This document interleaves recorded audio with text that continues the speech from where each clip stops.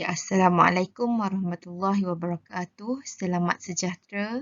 Kita sambung lagi subtopik 10.4 mekanisma pembekuan darah.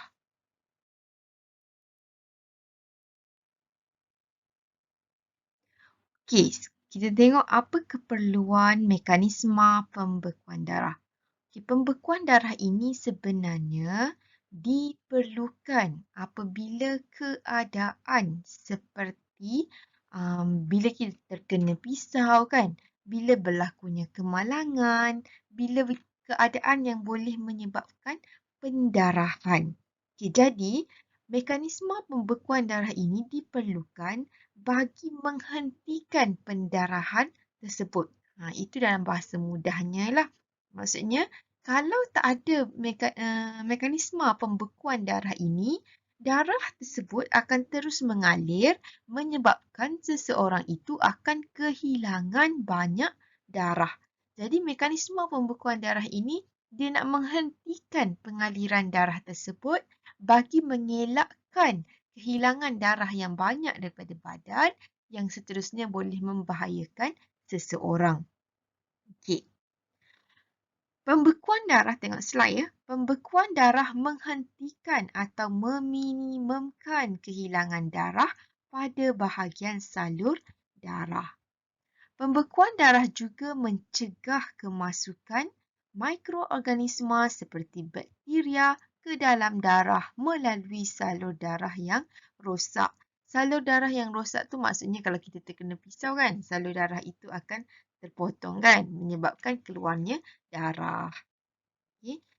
Jadi bila adanya mekanisme pembekuan darah, ia dapat mencegah, ia dapat mengelakkan kemasukan bakteria pada bahagian tersebut. Tekanan darah juga dapat dikekalkan dengan adanya mekanisme pembekuan darah. Tekanan darah dapat dikekalkan kerana kehilangan darah yang terlalu banyak boleh menurunkan tekanan darah ke aras yang berbahaya. Sebab itu perlunya mekanisme pembekuan darah ini. Okay, pembekuan darah ini melibatkan satu siri tindak balas kimia yang berlaku dalam darah apabila seseorang terluka bagi menghalang pendarahan berlebihan. Okey, kita tengok. Okey, ini adalah mekanisme pembekuan darah. Okey, pertama kita perlu tahu dahulu adanya thrombokinis. Okey, thrombokinis tu platelet yang terkumpul dalam badan kita di permukaan tempat yang luka tersebut. Okey, kalau luka di tangan lah.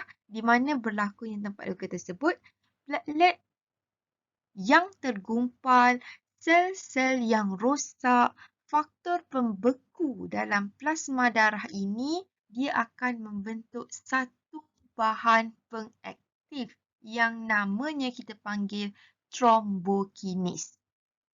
Okey. Jadi thrombokinis ini dengan bantuan ion kalsium dan juga vitamin K, thrombokinis ini akan menukarkan prothrombin kepada thrombin. Okey. Pertama, kamu mesti tahu adanya thrombokinis. Apa itu thrombokinis? Kemudian kamu kena terangkan thrombokinis ini dengan bantuan ion kalsium dan vitamin K, dia akan menukarkan prothrombin kepada thrombin. Okay, ini yang ketiga lah. Prothrombin kepada thrombin. Yang ketiga. Okay, prothrombin itu adalah protein plasma tak aktif, manakala thrombin adalah protein plasma aktif yang akan bertindak sebagai enzim. Okay, bila bertindak sebagai enzim, thrombin ini seterusnya dia akan memangkinkan penukaran fibrinogen. Yang keempat, penukaran fibrinogen kepada fibrin. Okay. Apa itu fibrin? Bila dah terbentuknya fibrin, kamu nampak ni, dia macam urat-urat ni kan? Ia adalah gentian. Okay, fibrin ini adalah sejenis gentian protein berupa berbenang yang akan membentuk jaringan pada permukaan luka tersebut untuk nak menjerat eritrosit. Okay, untuk nak menjerat sel darah merah dan dia akan menutup luka bagi menghalang kehilangan darah. Sebab tu pendarahan akan berhenti. Okay?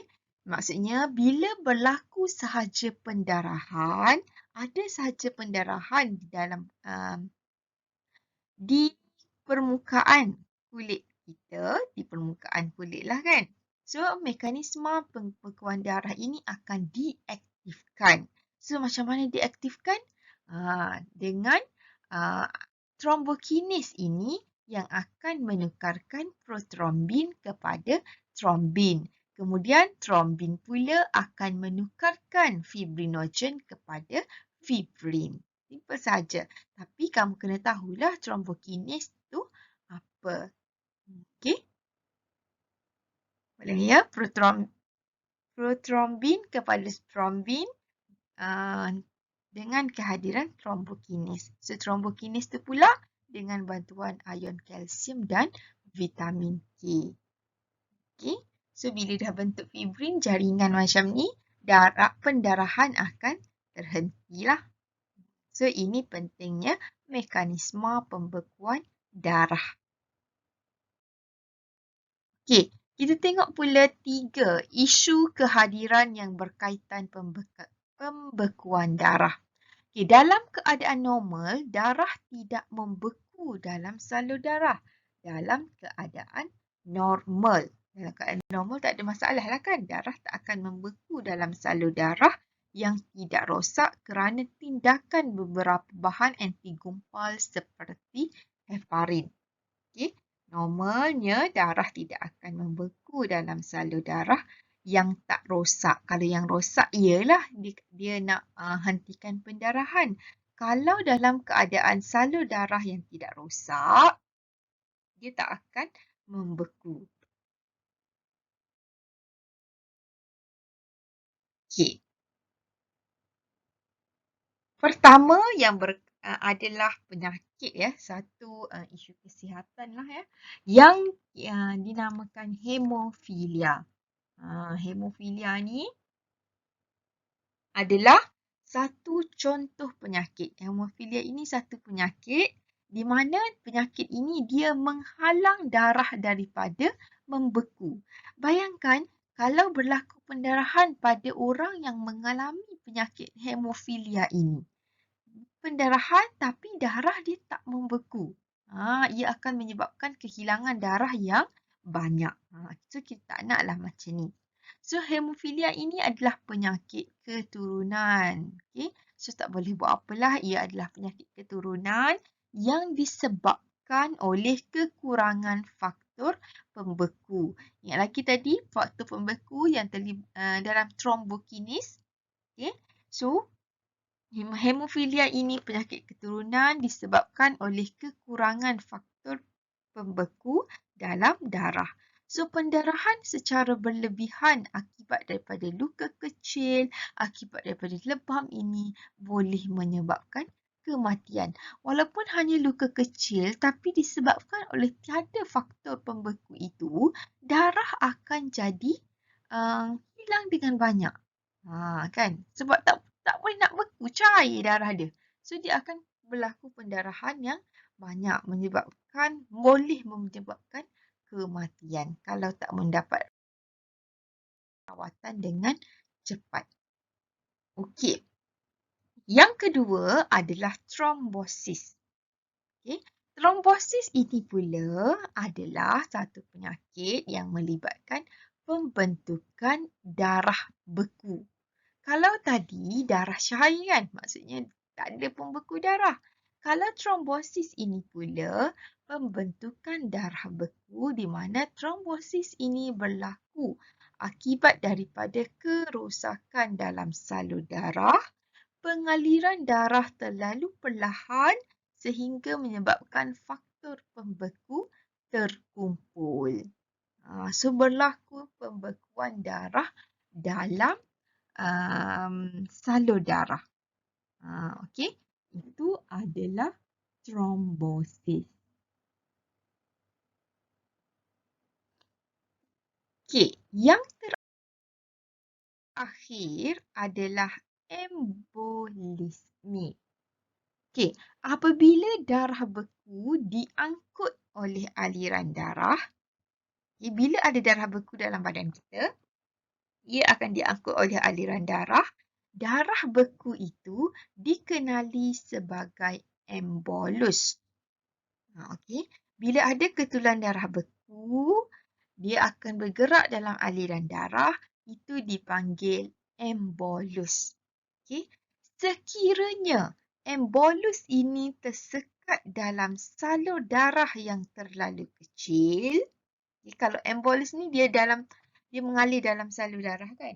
Bila dia mengalir dalam salur darah, tiba-tiba dia masuk dalam salur darah yang terlalu kecil. So, apa akan jadi adalah aliran darah tersebut akan terhenti.